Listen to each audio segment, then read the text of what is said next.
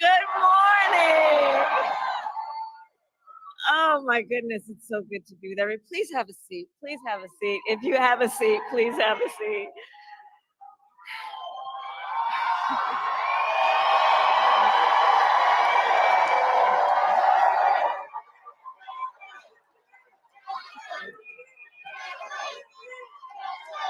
It is good to be in the House of Labor.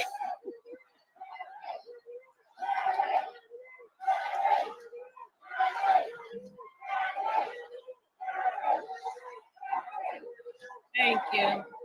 Thank you. Thank you. Thank you. Thank you. Thank you. My goodness. Thank you, everybody. Thank you. Thank you. Thank you. Thank you. Oh, thank you all. Thank you so very much. Thank you. Can we hear it for Brittany, please?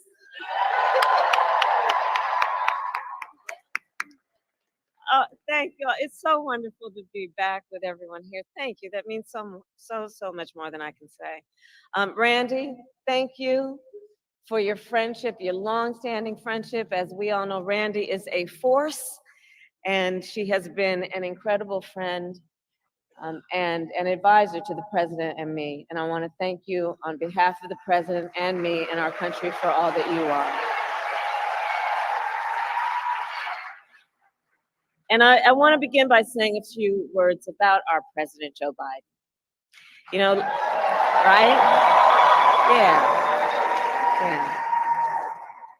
So last night, our president addressed the nation, and he showed once again what true leadership looks like. He really did. His words were poignant. You know, I'll speak in a moment about the importance of reminding people of history, teaching America's true history. He thinks and talks about his work and our country, understanding what it means in terms of what we do now and how that will impact the future. He thinks about our history in the context of the importance of the work we do now. And over the past 3.5 years, and over his entire career, Joe has led with grace and strength and bold vision and deep compassion. And as he said, that's right. And as he said, in the next 6 months, he will continue to fight for the American people. And I know we are all deeply, deeply grateful for his continued service to our nation. Thank you. Thank you. And to the members of AFT, I thank you for your service to our nation.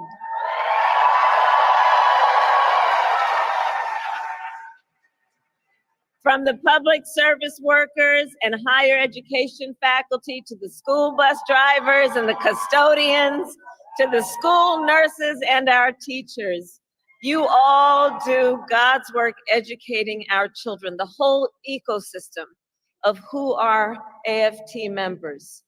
It is you who have taken on the most noble of work, which is to concern yourself with the well-being of the children of America. And I thank you for that. I thank you for that. And I thank you also for your support over the years and for being the first union to endorse me this week.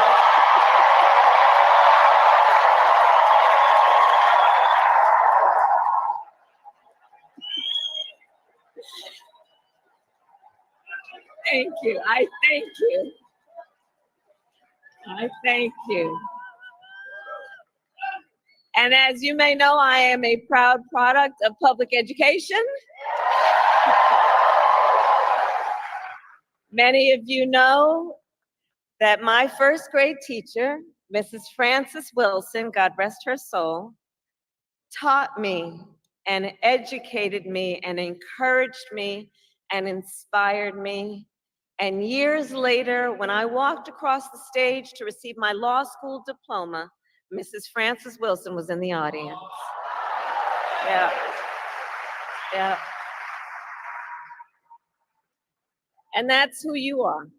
I know who you are. I know who you are. This work is personal, and it is professional, and it is so critically important. And so it is because of Mrs. Wilson and so many teachers like her that I stand before you as Vice President of the United States of America. And that I am running to become President of the United States of America.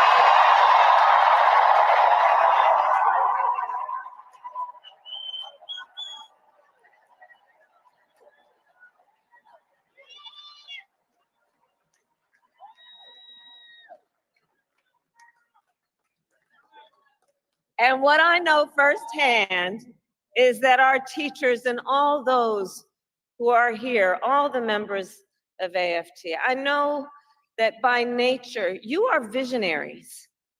You are focused on the future. The work you do is about a focus on the future. You see the potential in every child. You foster it, you encourage it, and in so doing, you shape the future of our nation. Which is why I say we need you so desperately right now.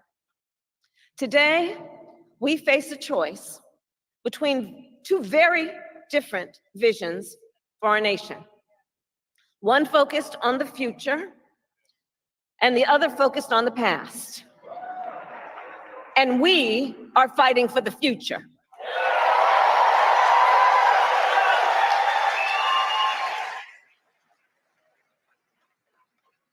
And in our vision of the future, we see a place where every person has the opportunity not just to get by, but to get ahead.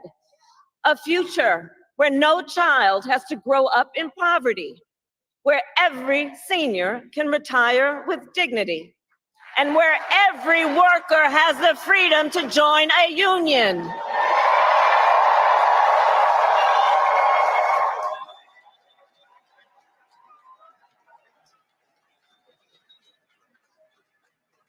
We see a future with affordable health care, affordable child care, and paid leave, not for some, but for all.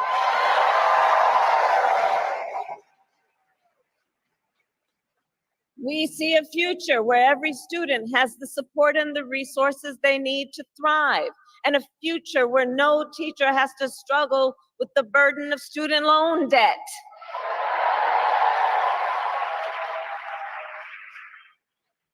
So as an example, our administration has forgiven student loan debt for nearly 5 million Americans,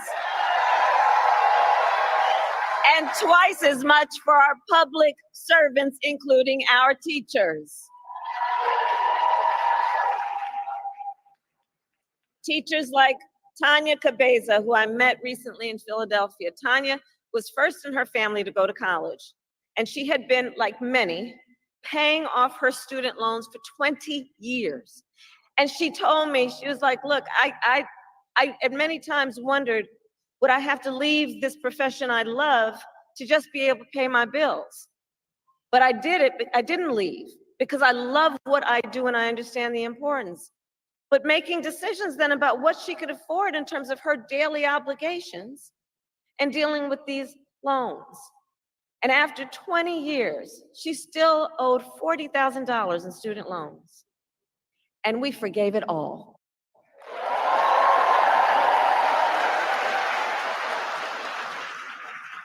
When she learned, she told me, she said, when she learned that her loans had been forgiven, she said, well, me and my children knew our lives had changed, and we were just dancing. So there we go. But we are clear-eyed as we work to build a brighter future and to move our nation forward. There are those who are really trying to take us backward. And you, I'm sure, have seen their agenda, Project 2025. Randy, can you believe they put that thing in writing? 900 pages in writing. So Project 2025 is a plan to return America to a dark past. Donald Trump and his extreme allies want to take our nation back to failed trickle-down economic policies, back to union busting, back to tax breaks for billionaires. Donald Trump and his allies want to cut Medicare and Social Security, to stop student loan forgiveness for teachers and other public servants. And I say to AFT, they even want to eliminate the Department of Education and end Head Start, which of course would take away preschool from hundreds of thousands of our children. He intends to give tax breaks to billionaires and big corporations and make working families foot the bill. And he intends to end the Affordable Care Act. Now think about that, to take us back to a time when insurance companies had the power to deny people with pre-existing conditions. Remember what that was like? Children with asthma, women who survived breast cancer, grandparents with diabetes. You know, America has tried these failed economic policies before, but we are not going back. We are not going back.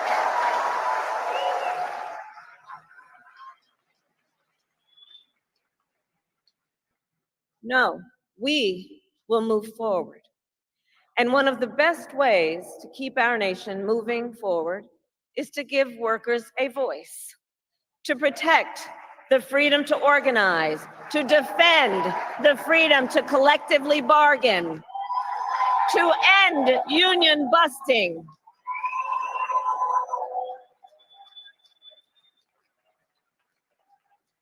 As head of the White House Labor Task Force, I have led our work to eliminate barriers to organizing in both public and private sectors, including for teachers. But there is more that we must do. President Joe Biden and I promised to sign the PRO Act into law, and I promise you I will keep that promise.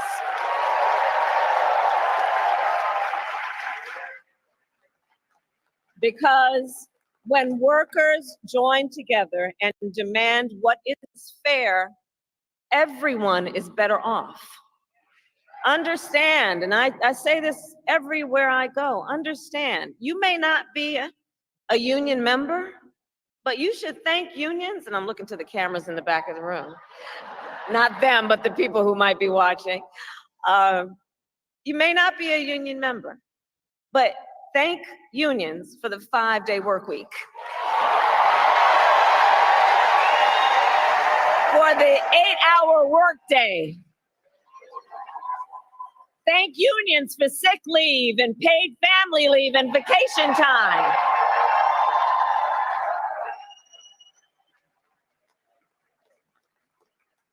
Because the fact is, unions helped build America's middle class. And when unions are strong, America is strong.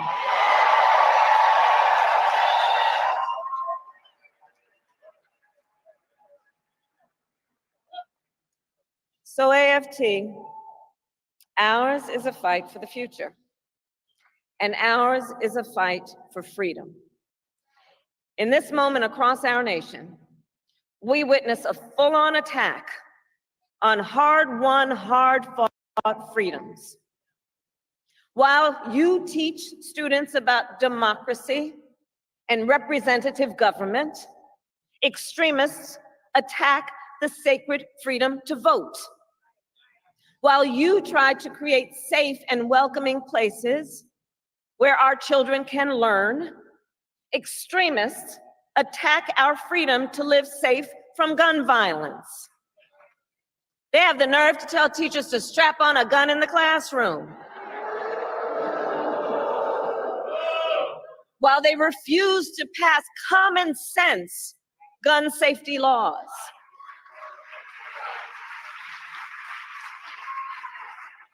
And while you teach students about our nation's past, these extremists attack the freedom to learn and acknowledge our nation's true and full history, including book bans. Book bans in this year of our Lord 2024. And on these last two issues, just think about it. So we want to ban assault weapons, and they want to ban books. Can you imagine? All the while, these extremists also attack the freedom to love who you love openly and with pride.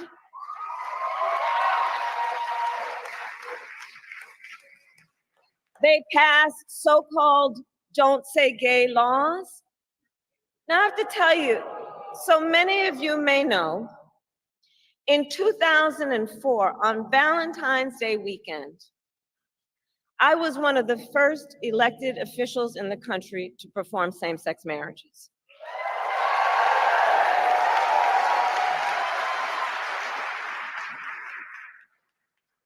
So here's the thing.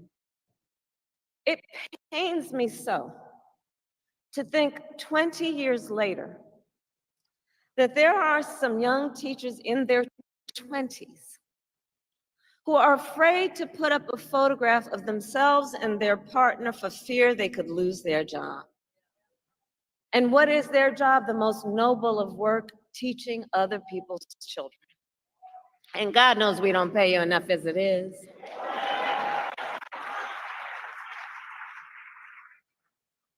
In this moment, we are in a fight for our most fundamental freedoms.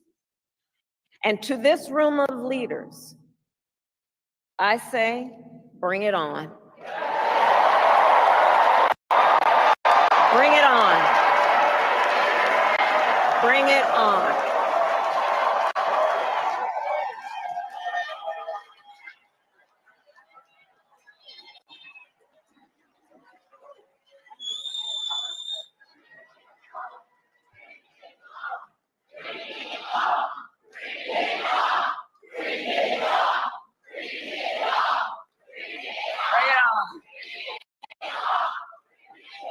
That's right.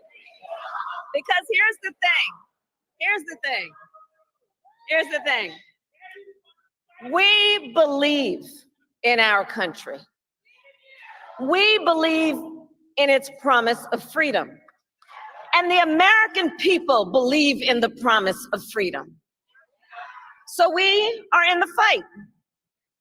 We who believe in the freedom to vote will pass the John Lewis Voting Rights Advancement Act and the Freedom to Vote Act.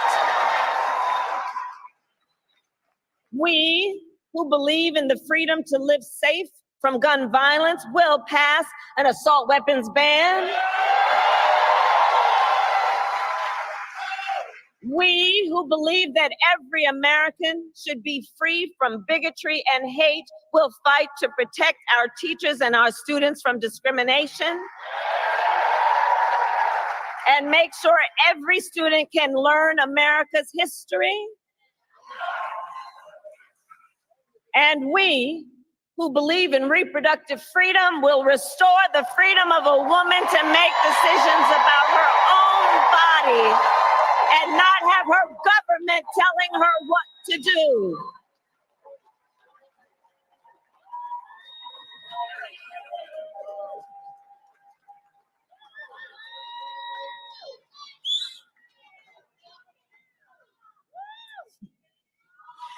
So AFT, that's right, bring it on.